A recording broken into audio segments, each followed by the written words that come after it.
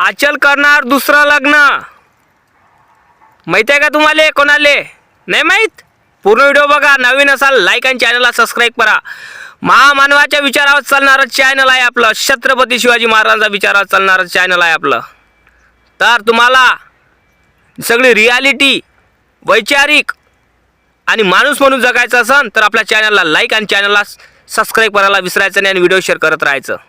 कळलं का? पूर्ण व्हिडिओ बघा। हा आचलची सक्षमची अधुरी प्रेम कहाणी आणि आचल करणार दुसरं लग्न आणि सक्षमचा जीव कोणी घेतला हा व्हिडिओच्या मार्फत तुम्हाला पुरेपूर सांगणार आहे। नवीन असाल लाईक आणि चॅनलला सबस्क्राईब करायला विसरायचं नाही। फेसबुकवर बघत असाल तर फॉलो करायला विसरायचं नाही। शेअर करायचं, कमेंटवर काही पण लिहा। मला काही वाचता येते कारण मी अनपढ। तर मित्रांनो, आचल आणि सक्षमची अधुरी कहाणी, प्रेम कहाणी ही अधुरी आहे की पूर्ण कहाणी आहे काहीच कोणाला माहीत नाही। सोशल मीडिया वारंवार आपल्याला आचल आणि सक्षमचे व्हिडिओ दिसतात आणि आचलला सती सावित्री म्हणून संबोधलं आहे सोशल मीडियावर, बरोबर नाही काय? तुम्हाला वाटते काय का आचलसारख्याच आचलनं जसं केलं तसं आपल्या मुलीनं केलं पाहिजे? वाटते का तुम्हाला? तुम्हाला वाटते ना का आपल्या मुलीनं असं केलं तर आचलवाणी? वाटते का तुम्हाला असं? जेले वाटत असन त्यांना नक्की कमेंट करा का आचलवाणी जसं आपल्या मुलीनं केलं पाहिजे बा। जसं कांड आचलनं केलं, सक्षमचा कांड झाला, तिचा बाप जेलात गेला, तसं तुम्हाला वाटते काय? नाही वाटत ना? तर हा व्हिडिओ बघा। आचल आणि सक्षमची प्रेम कहाणी। आचल आता सक्षमच्या घरी आहे आणि प्रेम कहाणी म्हणजे ऑनलाईन प्रेम कहाणी, ते म्हणजे इंस्टाग्रामवर घडलेली। आचलनी सक्षमला फॉलो केलं, फ्रेंड रिक्वेस्ट ॲक्सेप्ट केली सक्षमनी, दोघांची बाचाबाची झाली, प्रेम झालं, भेटणं झालं, भेटल्यावर वेगळे गोष्टी झाल्या। वेगळ्या गोष्टी झाल्यावर आचल झाली पागल त्याच्या प्रेमात। तर हे सोशल मीडियावर दिसताना बापाला हे दिसलं, भावाला दिसलं, परिवाराला दिसलं, तर बापानं समजावलं का बाई मी तुले शाळेत पाठवलं की प्रेम करायला पाठवलं। बापाचं म्हणणं असन, माईचं म्हणणं असन, भावाचं म्हणणं असन, बरोबर नाही काय? पूर्ण व्हिडिओ बघा कारण अगोदर तुम्हाला सांगून देईन की आचल दुसरं लग्न करणार आहे, कोणाशी करणार आहे, कशाशी करणार आहे, कायच्या करणार आहे, तर समजणार नाही तुम्हाला तो व्हिडिओ। त्यामार्फत तुम्हाला अगोदर आचलची काय कहाणी आहे, घडली कशी, हे तुम्हाला माहीत असायला पाहिजे। कळलं काय? तर ऑनलाईन प्रेम झालं, मग भेटापाटी झाल्या, गोष्टी झाल्या, तर बापानं मग विचारलं की बाई तू प्रेम करून राहिली, तू कोणाशी करून राहिली? तर तो आपल्या कास्टचा नाही आहे, आपल्या लेवलचा नाही आहे, बापाने सांगितलं। आणि मुलगी 17 वर्षाची होती, ती 16-17 वर्षाची, नासमज शिक्षणाचं वय होतं तिचं, आणि सक्षमही पण आपल्या पायावर उभा नव्हता। आणि तो मुलास गावात मुलं टोपोरी असतात नाही का, त्याच्या संग राहायचा, टोपोरीगिरी करायचा। तर मग बापानं समजावलं का बाईच्या नादी लागू नकोस, बाई तू शिक्षणाचं वय नादी लागू नकोस, बाई शिक्षणाचं वय नादी लागू नकोस। एक वेळा माफी केली व दुसरी वेळा माफी केली। मग बाप पोलीस स्टेशन गाठलं बापानी। तिला असं वाटलं का सक्षम आपल्या मुलीला बैकवत आहे, तर पोलीस स्टेशनमध्ये गेला आणि त्याच्यावर गुन्हे दाखल केले। गुन्हे दाखल केल्यावर तो 10 वेळा 10 वेळा 12 वेळा पोलीस स्टेशनमध्ये गेल्यावर बापाचं डोकं खाजवलं कसा मायाबीन आपल्या पोरगीला अजूनही हे पोरगं त्रास देत आहे, पण त्रास देत नाही, हे त्यांच्या दोघांचं प्रेम होतं। त्रास म्हटलं कायले गेलं हे तुम्हालाही माहीत आहे। मग दोघांचं प्रेम होतं हे बापाला मान्य नव्हतं प्रेम। पण काही दिवसानं 14 एप्रिल होती, 14 एप्रिलमध्ये बाबासाहेबाची जयंती होती। त्या 14 एप्रिलमध्ये आचल हे 18 वर्षाची झाली होती आणि सक्षम नाचत होता, आचल संघ डान्स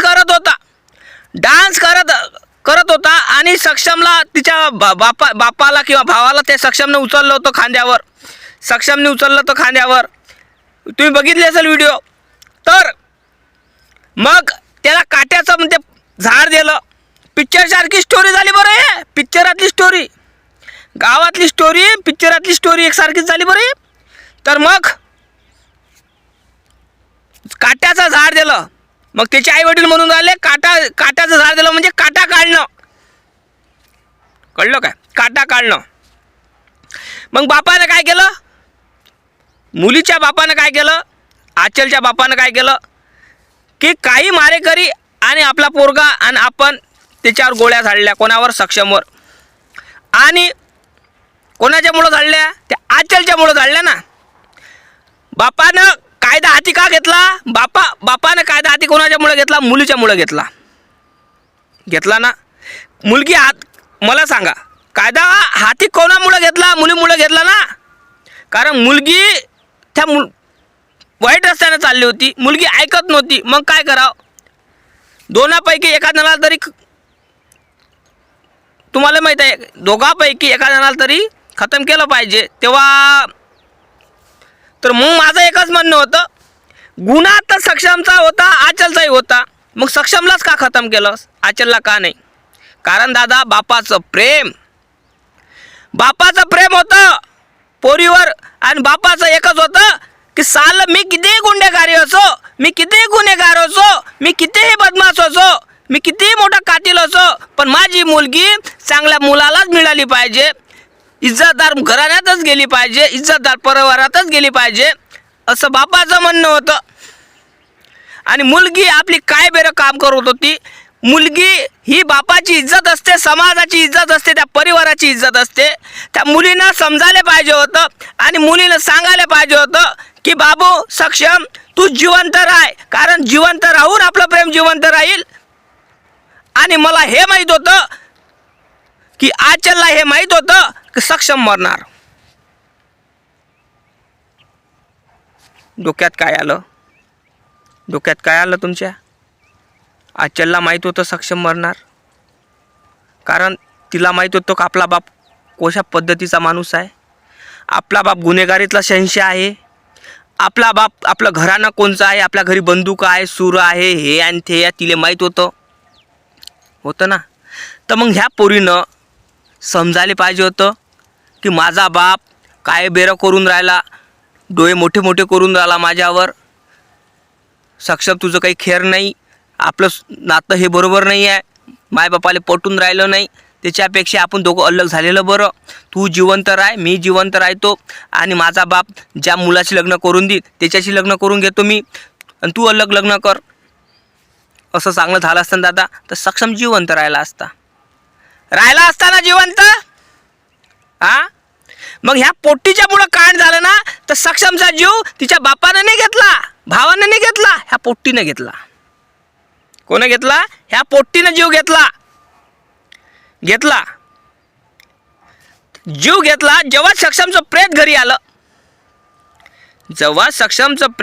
आलं, तर नाटकं करायला लागली ते तिथं. म्हणजे पब्लिकनं आपलीकडे फोकस केला पाहिजे, पब्लिकच्या नजरेत आपण वाईट नसलं पाहिजे.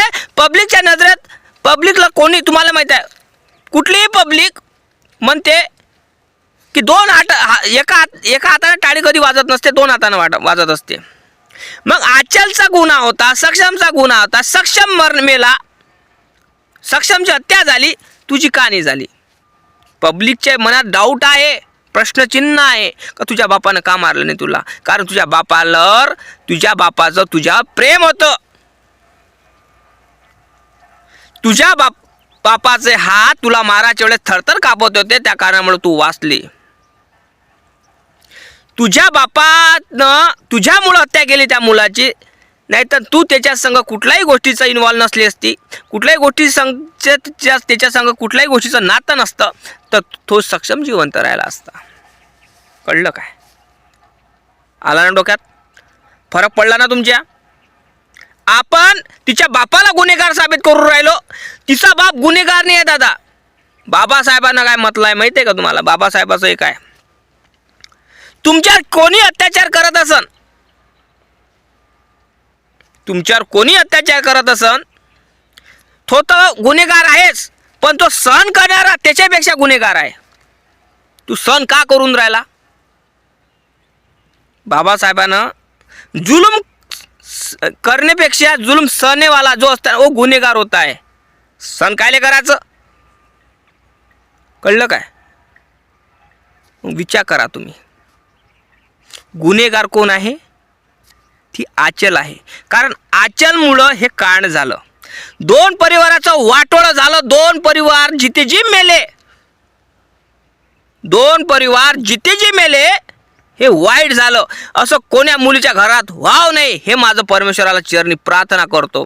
आणि आचलसारखी मुलगी, आचलसारखी बायको, आचलसारखी प्रेमिसी कोणाला मिळावं नाही हे परमेश्वराला चरणी मी प्रार्थना करतो. जेव्हा ते गिरगिटवाणी रडत होती, जेव्हा तिथं गिरगिटवाणी रडत होती, तर पब्लिकची नजर आपलीकडे गेली पाहिजे. आणि मग सांगितलं की जयभीमवाला होता म्हणून मारलं, जयभीमवाला होता म्हणून मारलं. त्यात जात आली दादा, तिथं आली जात. मग काय, जयभीमवाल्याला पाणी येणारच आहे. काहून? जयभीमवाल्याचा पोरगा मारला, पाणी येणारच आहे. पण बापाच्या विचाराने विचार केला तुम्ही, तो जयभीमवाला असो, कुठला हिंदू असो, कुठला मुसलमान असो, कोणी पण असो, तो म्हणणारच का माझी मुलगी मी विहिरीत ढकलून देईन. पण एका गुन्हेगाराला, एका टोपरीला न तो स्वतःच्या पायावर उभा नाही आहे, त्याला मायबापाच्या भरोसा खाऊन राहिला, तो दुसऱ्याच्या भरोसा जगून राहिला, त्याला मी माझी मुलगी देईन तर माझ्या मुलीला पोसणार कसा? तो कुठलाही बाप म्हणतो, बरोबर ना? नक्की कमेंट करून सांगायचं. महामानवाच्या विचारावर चालणारं चॅनल आहे आपलं आष्का स्टार. चॅनलला सबस्क्राईब करायला विसरायचं नाही. नसन केलं तर करून घ्या लवकर. लाईक करायचं आणि कमेंट करायचं. तर मग मला सांगा, मग तिथं एका बाईनं काय केलं? मी लग्न करतो, सक्षमशी लग्न करतो. मग एका बाईनं तिथंच कुंकू भरलं, तिच्या घामात म्हणतो भांगात भरलं. मग पब्लिकच्या नजरेसमोर आलं. मग तुम्हाला माहीत आहे सोशल मीडियात चुत्या लोक किती आहे, न्यूजवाले. आचल ने किया एक डेड बॉडी से शादी. आचल ने केलं लग्न एका प्रेताशी. आचल ने केलं सक्षमच्या प्रेताशी लग्न. दिली न्यूज फैलून. तिचं वय किती वर्षाचं आहे भाऊ? आता 18-19 वर्षाचं वय आहे. 19 वर्षाचं वय आहे तिचं. 18-19 वर्षाचं वय आहे तिचं. आता म्हणून राहिली ते की मी जिंदगीभर सक्षम बनून राहील. अगो तू मुलगी आहेस, तुला धीर तुला द्यायचा आहे. तू त्याच्या परिवाराला धीर द्यायलापेक्षा तुला स्वतःला तुला धीर द्यायला लागते आता. कारण तुझं वय आहे 18 वर्ष धोक्याचं. बाई 18 वर्ष धोक्याचं गाणं आलं ना, तर 19-20 वर्षाचं वय जे असते धोक्याचं असते. तर त्या कारणामुळं सक्षमच्या आईच्या घरी वाघाचं काळीज आहे. तिला लक्ष ठेवावं लागते त्या मुलीवर. काहून? तुम्हाला माहीत आहे, घरी एखादी जवान मुलगी असली, भावाला, बापाला, मायला विचार पडते. तुम्हाला माहीत आहे ना, बापाला मायला विचार पडते, टेन्शन येते का मुलीचं लवकर लग्न करावं लागते, मुलीचं लवकर लग्न करावं लागते. आणि लवकरात लवकर आजचं लग्न होणार. तुम्ही या लग्नाला, मी येतो, मी आणतो बँडबाजा वाजत, मी नाचतो, तुम्ही नाचायला या. मग तेव्हा सांगायचं तिला, का ग कुठं गेलं तुझं सक्षमचं रूप? दादा, जन्म देणाऱ्या मायबापाला बेमान झाली मुलगी आणि म्हणते काय, ज्या माऊलीनं सक्षम गमावला, परिवाराचं वाटोळं झालं, ज्या भेमार तोंड्यापोटीमुळं एका परिवाराच्या घरचा जीव गेला, जिथे जे परिवार मेला तो आपल्या बापाला जेलात टाकलं, ही मुलगी म्हणून राहिली आणि सोशल मीडियावर ज्ञानाच्या गोष्टी सांगून राहिली, माझा सक्षम, माझा परिवार हा आणि तो. अगं हेला शोभते का या गोष्टी? जन्म देणाऱ्या मायबापाला बेमान झाली आणि सक्षमच्या आईवडिलाची काय होशील व तू? तुझं वय उडता आहे, तुझं वय उडता आहे, शिक्षणाचं आहे ना, समज आहे, खेळण्याचं वय आहे तुझं. 17-18-19 वर्षाचं म्हणजे खेळण्याचं वय आहे. आणि तू ना समज आहे. जोपर्यंत तुझ्या डोक्यातला तितर उडत नाही प्रेमाचा, तोपर्यंत तुला जिंदगी काय आहे हे समजत नाही. डाळ आट्याचे भाव समजणार नाही. प्रेमात डाळ आट्याचे भाव नसतात, त्याला कळतच नाही प्रेमात. जेव्हा प्रेम करायच्या वेळेस त्याला फक्त वासना, आकर्षण, दुसरं काही दिसत नाही. त्याला फक्त दिसतं तेच तेच तेच. तुम्हाला माहीत आहे काय दिसतं तेच. जेव्हा ते आपल्यावर बसते, जेव्हा पोटाचे कावळे बोंबलायला लागते, अंदरचे उंदर बोंबलायला लागते, तेव्हा वाटते का नाही सालं प्रेमानं तर जगता येत नाही, पैशानं जगता येतं. म्हणून दादा डिवॉर्स होतात. कळलं काय? 99% प्रेम विवाह टिकत नाही. कारण दायाटाचे भाव जेव्हा करते, जेव्हा आपण तिला पोसायला लागतो, जेव्हा आपल्या पोटात कावळे बंबलते, तेव्हा असं वाटते सालक हे प्रेमानं जगता येत नाही भाऊ. त्याला पाहिजे पैसा कुठून आणायचा?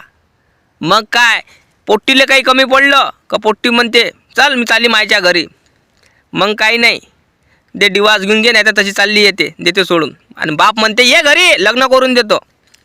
अशी चित्रकथा आहे दादा, तशी आचरची चित्रकथा होणार. कळलं काय?